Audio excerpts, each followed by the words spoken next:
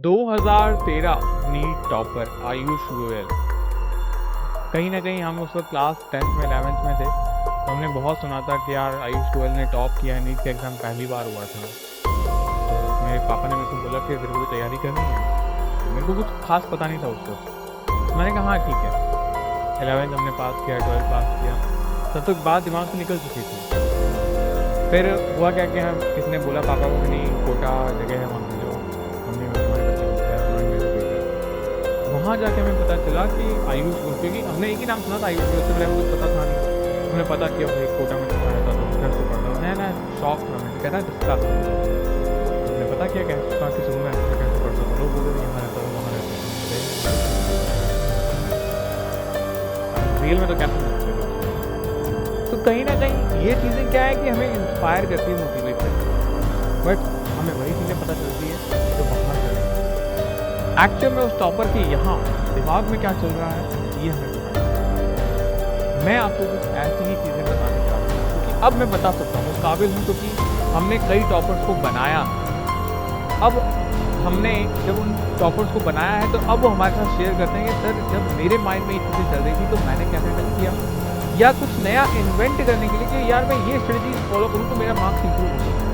क्योंकि हर इंसान की गलतियाँ अलग यूनिक होती हैं, उनको सॉल्व करने के तरीके भी यूनिक होते हैं। तो हमने उनसे शेयर किया, उन्होंने हमसे चीज़ें अपनी शेयर की कि भैया हमारे साथ ये होता था तो हमने ये किया। तो मुझे कहीं ना कहीं लगा यार ये चीज़ तो सीरियसली मतलब किसी को पता ही नहीं है, ये स्ट्रेटजीज भी लगा सकते हैं। तो मैं आज आपको कुछ ऐसी स्ट्रेटजी बताने जा रहा हूँ जो बहुत यूनिक है, जो आपको अपने सिलेबस की कंप्लीशन में हेल्प करेगी, जो आपको रिवीजन में हेल्प करेगी और जो आपको प्रैक्टिस में हेल्प करेगी। क्योंकि इनके बगैर सिलेक्शन नहीं हो पाएगा, इनके बगैर आप टॉपर नहीं बन पाओगे, इनके बगैर आप रैंक नहीं ले पाओगे। तो कैसे बनता है एक परफेक्ट स्टडी प्लान, एक परफेक्ट स्टडी स्केड्यूल जिससे एक परफेक्ट रैंक आ सकती है। आप देखते हो कई बार बच्चे जो होते हैं वो सिलेक्शन के पीछे नहीं भागते, वो बोलते हैं मुझे टॉप 100 में आना है, मुझे टॉप रैंक 1 लेके आना है, मुझे टॉप 1000 में आना है, मुझे वही कॉलेज चाहिए। जब आपकी पावर आप एक जगह डाल देते हो तो अपने आप आपका ब्रेन उस तरीके से काम करने लगता है, आपके आइडियाज अपने आप स्पार्किंग होने लगती है आपके दिमाग में और वो आने लगते हैं। मैं आपको कुछ सीक्रेट स्ट्रेटजीज ऐसी बताने जा रहा हूं जो टॉपर्स की है और जो आप इंप्लीमेंट कर सकते हो अपने एग्जामिनेशन के दौरान। सबसे पहली चीज कि मैं आपको कहूंगा, दिवाली गुजर चुकी है। अब दिवाली गुजर चुकी है तो हमारे पास में सिर्फ और सिर्फ एक ऑप्शन बचा है, वो है पढ़ना। डिस्ट्रैक्शन तो बहुत सारे हैं और अभी ही सबसे बड़े हैं आईपीएल, रिलेशनशिप्स, वैलेंटाइन डे, शादियां घर में, new year, Holi, board examination, ये सारी चीजें आएगी। बट हम इन सब चीजों को साइड में रखे हमें हमारे कंपटीशन एग्जाम पे फोकस करना पड़ेगा। और जब हम इन पे फोकस करेंगे तब जाके हमारा रिस्पॉन्स, हमारा रिजल्ट आ पाएगा।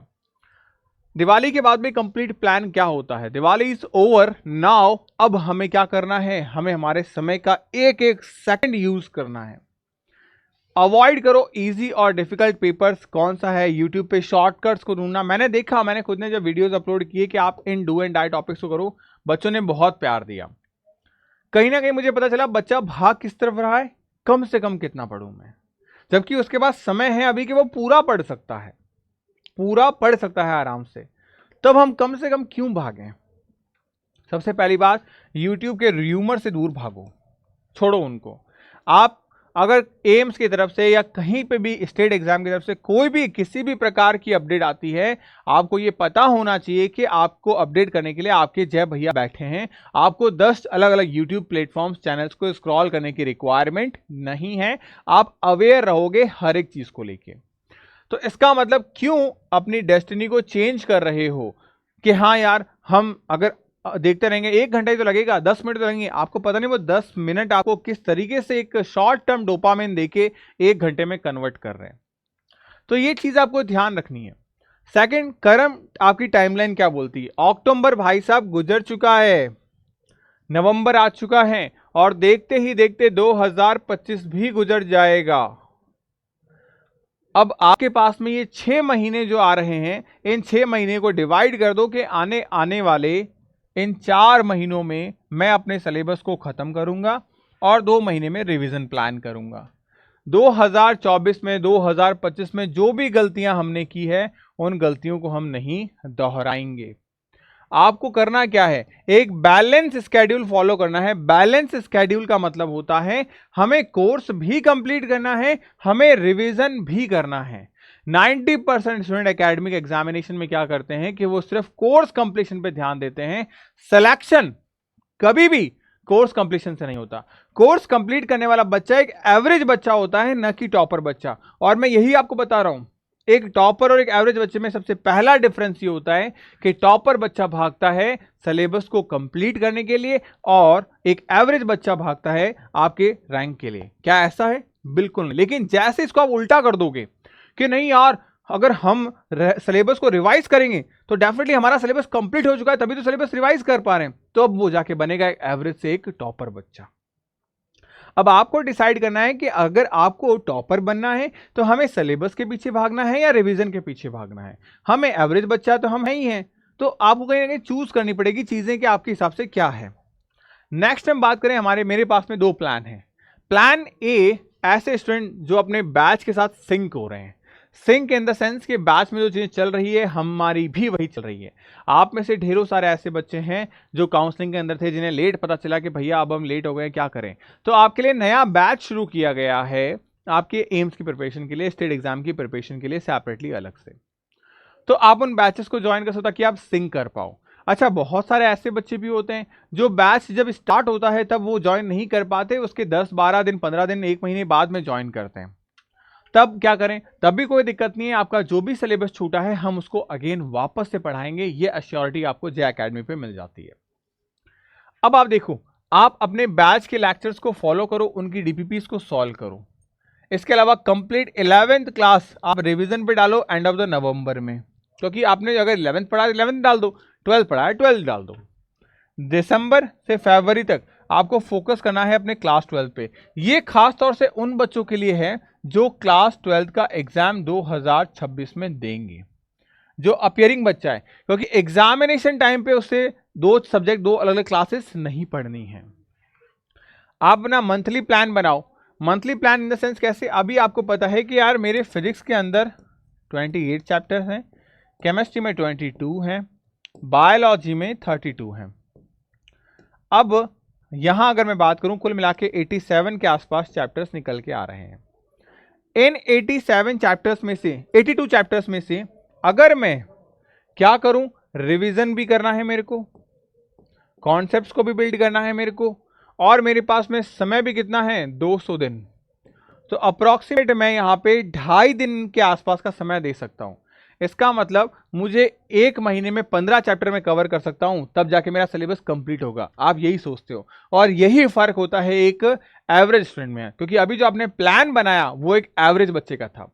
अब अपने दिल पे हाथ रख के बोलो कि कितने बच्चे ऐसे जो यही बनाते हैं। आपने किया क्या? आपने एक एवरेज बच्चे की तरह सिलेबस कंप्लीशन का टाइम लिया, बट नहीं, आपके पास में समय कितना है, 4 महीने का, 120 दिन। टॉपिक कितने हैं, 79। इसका मतलब करीब करीब 1 से सवा चैप्टर, यानी हर रोज अगर आप 1 चैप्टर कंप्लीट कर रहे हो या 1 हफ्ते में आप 5 चैप्टर कंप्लीट कर रहे हो, 5 चैप्टर इन अ वीक, तो आप टॉपर हो। 5 चैप्टर इन अ वीक कर रहे हो तो आप टॉपर हो, अदरवाइज आप एक एवरेज बच्चे की तरह ही जा रहे हो, क्योंकि तब जाके आपके पास समय बच पाएगा 2 महीने का। और देन लास्ट मंथली प्लानर के अंदर आप ये चीजें फिजिक्स, केमिस्ट्री, बायो के बॉटनी, जूलॉजी सेगमेंट को अलग से सेपरेट रखो, कितने चैप्टर्स होने चाहिए। फिर आप डिवाइड करो उसको स्टडी रूटीन के अंदर डेली, जहां आपको 6 से 8 घंटा कम से कम पढ़ना है विद द क्लासेस, और ये आपको फॉलो करना है 2 महीने, क्योंकि दिसंबर तक आपकी सारी चीजें मैं कंप्लीट करवा दूंगा। उसके बाद हम नया फेज स्टार्ट करेंगे, जो सब कुछ मैं आपको पढ़ाऊंगा आपके अपने बैच के अंदर। यहां पे प्रॉपरली सारी चीजें मैं आपको करवा रहा हूं, यानी फेज 3 शुरू कर देंगे हम। तीसरी बार अपने सिलेबस को खत्म करना शुरू करेंगे। जो बच्चा हमसे जुड़ता है हम उसका साथ उस वक्त तक निभाते हैं जहां इतना सिलेक्शन निकाल के दें, चाहे वो टेस्ट सीरीज हो, चाहे वो बुक्स के अंदर हो, चाहे 1-on-1 मेंटोरशिप में हो, चाहे वो काउंसलिंग्स में हो, हर एक चीज के अंदर ये सारी चीजें आपको मिलती है इस बैच में, उम्मीद प्लस में। इसके अलावा ये बुक्स आपको मिलती है आपके घर के ऊपर, सारी चीजें फ्री ऑफ कॉस्ट हैं आपके लिए। तो हर एक चीज आपको दी गई है। आपको रिवाइज करना है मार्च और अप्रैल के अंदर 3 to 4 टाइम्स अपने सिलेबस को। क्या बात कर रहे हो भैया, 3 से 4 बार कैसे करेंगे, मैं बताता हूं। 3 से 4 बार रिवाइज करने के लिए मैंने आपके लिए एक प्लान बना रखा है। क्या है वो प्लान? आपके लिए प्रॉपरली एक ऐसा परफेक्ट प्लान है जिससे आप सिलेक्शन निकाल सकते हैं। कैसे सिलेक्शन निकाल सकते हैं? आपको 250 टेस्ट दिए गए हैं। इन 250 टेस्ट को भी आपको फ्री दिया गया आपके बैच में, कोई एक्स्ट्रा चार्ज नहीं है। यहाँ पे ये 50 मॉक टेस्ट, इन 50 मॉक टेस्ट को ही आपको रेडी करना है। इसको रेडी करने के लिए मैं आपको करा रहा हूं 200 टेस्ट। इन 200 टेस्ट में आपको मेन कोर्स और एडिशनल सब्जेक्ट अलग कर दिया मैंने। मेन कोर्स में आपको 82 चैप्टर्स मिल रहे हैं और इसके अलावा आपको यूनिट वाइज टेस्ट में 43 टेस्ट मिल रहे हैं। अभी जो 82 चैप्टर वाइज टेस्ट हैं, इसमें आपके बायो के 32, फिजिक्स के 28 एंड केमिस्ट्री के 22 चैप्टर्स भी साथ में शामिल हैं। अलग अलग डे पे इनके टेस्ट होंगे, यानी हर रोज एक चैप्टर पढ़ना। इजी है ना? हर रोज एक चैप्टर पढ़ सकते हैं, आसान हो जाएगा हमारे लिए। आपके एडिशनल सब्जेक्ट्स भी मैंने शामिल कर रखे हैं जो स्टेट एग्जाम में आते हैं, और एम्स एग्जामिनेशन के लिए जीके भी मैंने आपको प्रोवाइड कर रखा है। अब ये सारे के सारे जो 250 टेस्ट हैं, इसमें आपको प्रॉपरली सिस्टमैटिक मैनर के अंदर 100 एमसीक्यूज मिलेंगे। यानी कुल मिला के आप खुद सोच सकते हैं 25,000 क्वेश्चंस का कलेक्शंस मैं आपको देने वाला हूं। और ये कैसे कलेक्ट किया है मैंने? हर चैप्टर से हमने 200 क्वेश्चंस को इकट्ठा किया है। 1 चैप्टर 200 एमसीक्यूज, और इन 200 एमसीक्यूज के लेवल की बात करूं तो 100 MCQs in normal moderate level के, 50 थियोरेटिकल लेवल के, और 50 अच्छे स्टैंडर्ड लेवल के जिसे आप कहते हो हार्ड।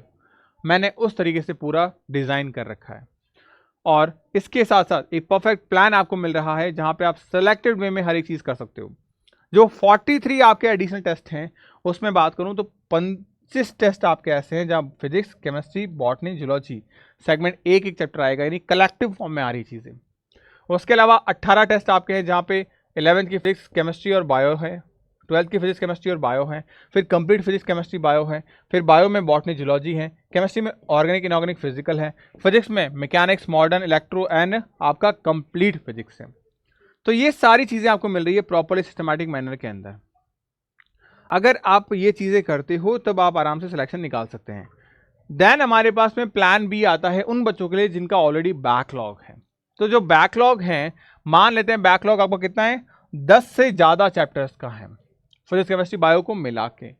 नवंबर जो है उसमें आप बैकलॉग क्लियर कर लो, या फिर मैं कहूँगा कि आप छोड़ो नवंबर को, यहाँ जनवरी से शुरू करना मेरे साथ में फ्रेशली।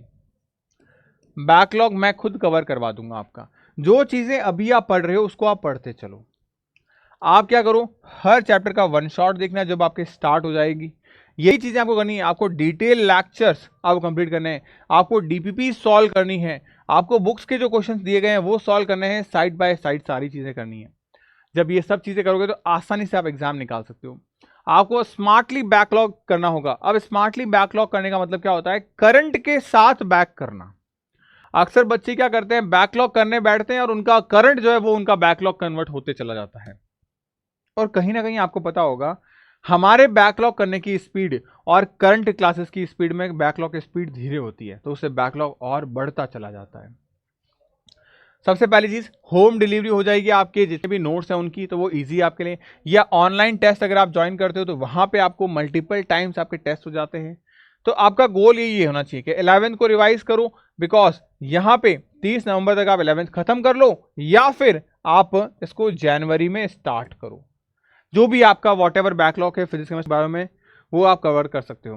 तो ये एक परफेक्ट ऐसी स्टडी है, प्लान है जो टॉपर्स बनाते हैं, क्योंकि टॉपर्स 2 ही चीज़ों पे फोकस करते हैं। एक है आपकी प्रैक्टिस के ऊपर, सबसे ज़रूरी चीज़ है प्रैक्टिस। कई बार आपने देखा होगा कि हम डिस्ट्रैक्ट हो जाते हैं पढ़ाई से। तो जब आप पढ़ाई से डिस्ट्रैक्ट होते हो, तो मैंने एक बच्चे से जब पूछा तो उसने कहा, भैया मैं क्या करता था, मेरा हाथ है ना, जब भी मैं पढ़ते पढ़ते भटक जाता, मैं अपने हाथ पे पेन से एक बड़ी सी लाइन फेर देता ऐसे, फिर पढ़ता फिर भटकता, मैं फिर लाइन फेर देता, फिर पढ़ता फिर भटकता, मैं लाइन फेर देता। ऐसे में करता जाता। आज मैंने किया, कल करूंगा, फिर परसों करूंगा, फिर नरसों करूंगा, फिर इस तरीके से वो हर रोज करता। और भैया मैंने नोटिस किया कि 21वें दिन 21 डेज पे ये लाइनें मेरे हाथ में कम होने लग गई। इसका मतलब मेरा फोकस बढ़ने लग गया, मेरे डिस्ट्रैक्शंस कम होने लग गए। तो आप ये पाम लाइन मेथड्स को यूज कर सकते हो। ये पाम लाइन मेथड्स मैंने खुद ने भी अपनी लाइफ के अंदर आजमाई है। जब उस बच्चे से मैंने सुना तो मुझे लगा पता नहीं कोई कहानी तो नहीं, कहीं मोटिवेशनल वीडियो देख के नहीं तो आ गया है। बट जब मुझे लगा कि यार हाँ, मुझे अपने स्केड्यूल में भी ये डिस्ट्रैक्शंस आते हैं, तो मैंने जब चेक किया तो मुझे भी लगा हाँ यार, ये चीज़ इंप्रूव करती है।